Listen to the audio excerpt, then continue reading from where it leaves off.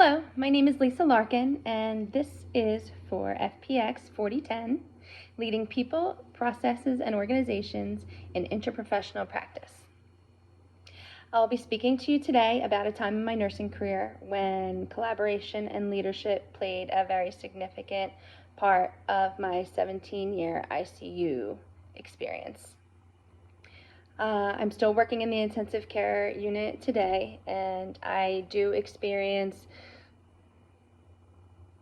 interdisciplinary rounds on a daily basis, working with physicians and pharmacists, other nurses, dietary, on an everyday basis for our patients.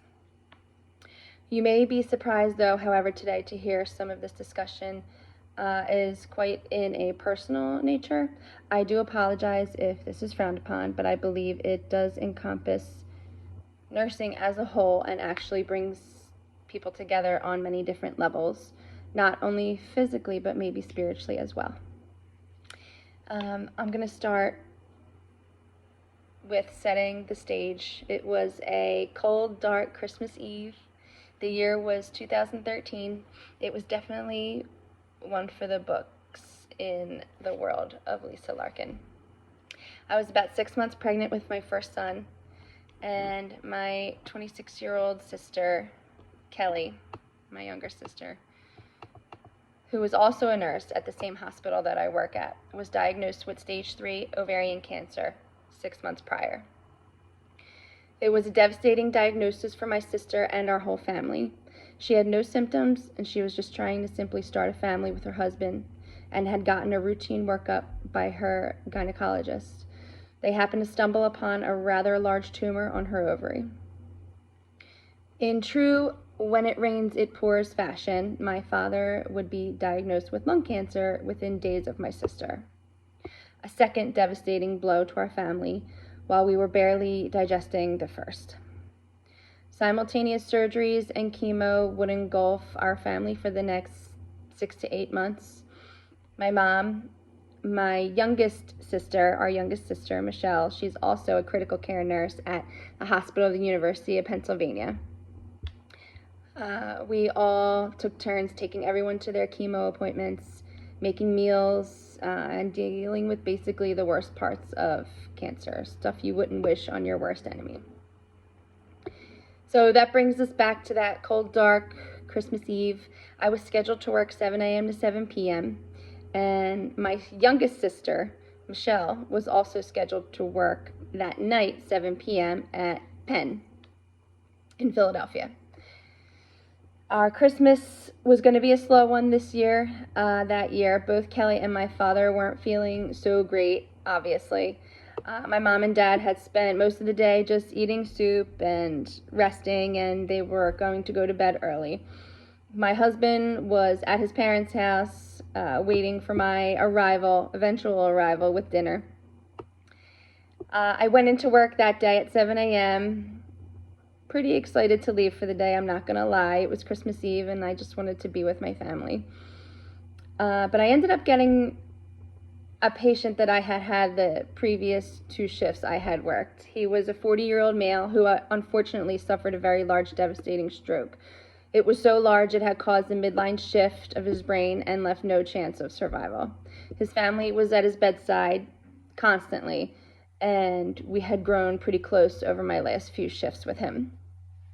They trusted me, and I really felt for them and the predicament that they were in. It was a really awful situation, and they were just genuinely really nice people, and we connected. Ultimately, though, the writing was on the wall, and numerous neurologists spoke with the family and went over the dozens of EEG reports and CAT scans and MRIs, and they all came back to the same conclusion, that their son, their brother, their cousin was not coming back. But he could have the opportunity to save many lives by becoming an organ donor.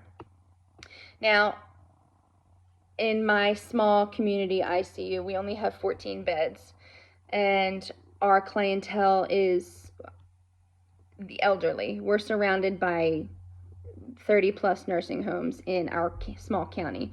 So to get a patient that has the chance to donate anything is extremely rare. Some nurses at my hospital can go their whole career without seeing a patient become an organ donor. This was kind of out of my league. I was a little nervous. I quickly realized this was something very rare that I was quickly becoming a part of. Supervisors, administrators, they were all coming in on Christmas Eve to pay their respects to the family and checked with me to see if there was anything I needed. And the ICU is a fairly stressful one. Nurses, physicians, pharmacists, respiratory therapists, and many more branches of healthcare all need to collaborate and be on the same page to create the best plan of care for numerous patients on a daily basis. I have been witness to poor patient outcomes solely from poor communications between physicians and nurses. Similar to the Violet experience failed for many reasons. I believe first and foremost, an organization should always ask the employees' input for major changes to occur in their everyday practice. According to Hussein et al., 2018, Kurt Lewin's change model, a critical review of the role of leadership and employee involvement in organizational change, goes on to say the active role of employees in organizations will trend towards positive feelings related to change. And this will enhance the employee acceptance for change if you include them in decision making. Excuse me. Excuse me. It's not COVID, I promise. This will also encourage organizational support as a whole. The change process of Lewin will shift the behavior or attitude of the department, organization, or individual to the next new level, and the employees' involvement will be more effective if they are empowered in authority and responsibility. Now, in my ICU, I have seen occasions where collaboration and communication have disappeared and caused mistakes and near misses with verbal orders in emergent situations or with medication administrations with pharmacy. However, with numerous safeguards implemented, this has decreased over time, but the ICU is still a very high-risk area for mistakes to be made. According to Vandenbuckel et al., 2018, Ethical Decision-Making Climate in the ICU, failure in communication and poor collaboration, such as lack of respect and dictatorial behaviors among clinicians, are the leading cause of inadvertent harm within the ICU.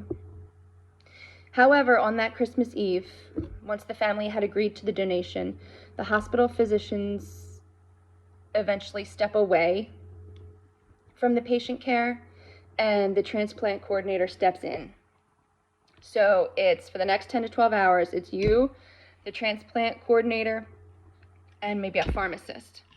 And it is an intense dance of the right drips, the exact rate, increasing or decreasing, the right med pushes. Everything is down to an exact science for this to succeed. According to Oskowski et al., 2019, a mixed method study of organ donation in the intensive care unit. Inotropes, vasopressors are crucial for the preservation of organ perfusions in patients in shock. The majority of potential donors are hypotensive before cardiac death, and hypotension worsens graft function. Secondly, anticoagulants such as heparin decrease the risk of thrombosis after the circulatory arrest and the negative consequences on organ function.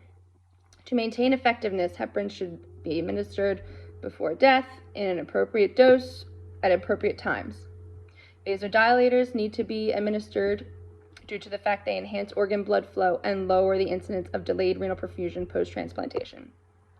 So everything needed to be done to a T. Communication had to be on point, and we needed to work together in order to save numerous lives. It was an excruciatingly long shift, and I suddenly realized it was almost 6 p.m. We were, in fact, short a nurse, of course, so I quickly decided I needed to stay longer to see my patient through. I did call my family before I spoke to my supervisor about staying. I felt the need to see my sister, who was sick at home, and I felt the need to see my dad, who was also sick at home. Everyone assured me they were making it an early night this Christmas Eve, and although they were concerned about me being pregnant and working such a long shift, they knew I was where I should be. My husband did understand, and he brought me up a plate of Christmas dinner after leaving his parents' house to go home for the night. Sorry.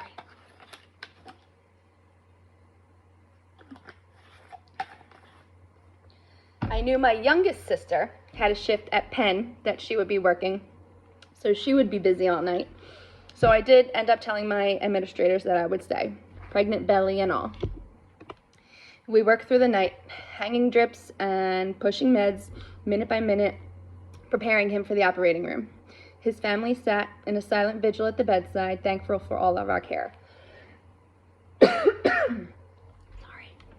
I expected hiccups, maybe some form of miscommunication, but what we achieved that night was nothing short of amazing. I couldn't shake the feeling I should have seen my family, though, that Christmas Eve. It lingered with me all night. What if it was my last Christmas with them and I just decided to work late? It nagged me all night, but I quietly pushed it aside. They wanted to rest, I kept telling myself. They needed to rest. They are tired. We'll see each other later today. This was obviously not the ideal Christmas for my patient and his family. They were devastated, but knew our work was important.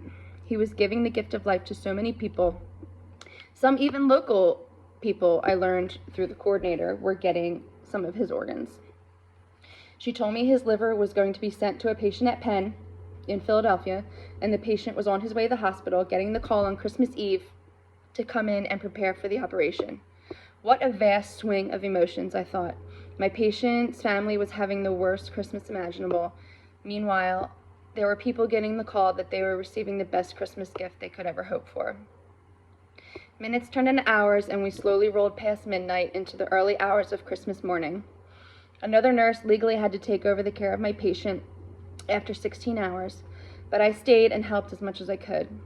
At 1 a.m., I had to lay down. I had been working since 7 a.m. and needed to rest. My patient was scheduled to go to the OR within the hour, so I decided to rest and then escort him down the hall with his family to the operating room when the time came. They were very thankful that I stayed, and in fact, so was I, to see it all the way to the end. It was something I've never seen again, and I was so glad to be a part of that night. I ended my shift early that quiet, cold Christmas morning, climbing into bed with my big pregnant baby belly and swollen feet, feeling like that maybe today I made a difference, but also still extremely sad and guilty I wasn't able to be with my family at such a pivotal moment in our lives. Later that day, my entire family all met up at my parents' house. My middle sister, Kelly, was snuggled up on the couch with a warm cap on her bald head, and my youngest sister, who had worked the night before at Penn, wanting to hear about this marathon shift I had pulled the day before. As I was telling my story, without breaking any HIPAA laws, of course, my youngest sister's face froze and her eyes were as big as saucers. I stopped my story and she said, "Lisa, I took my patient to the operating room last night to receive a liver that came from Delaware County." We all sat in silence as we let that sink in, and it still baffles me to this day. I was so sad and worried about not being with my family that fateful Christmas night, but through our work, through blood, our sweat and tears, we were connected. We were together. We didn't need to be together physically that night. The work we were doing that Christmas Eve was coordinated by a higher power. The coordination, the leadership between all of our interdisciplinary staff, we all had a part in manifesting our own Christmas miracle that year. It was the most proud I've ever been as a nurse. I'm proud of the teamwork we had and the heart and soul that went into that night will remain with me for the rest of my career, and I know for the rest of my life. Thank you.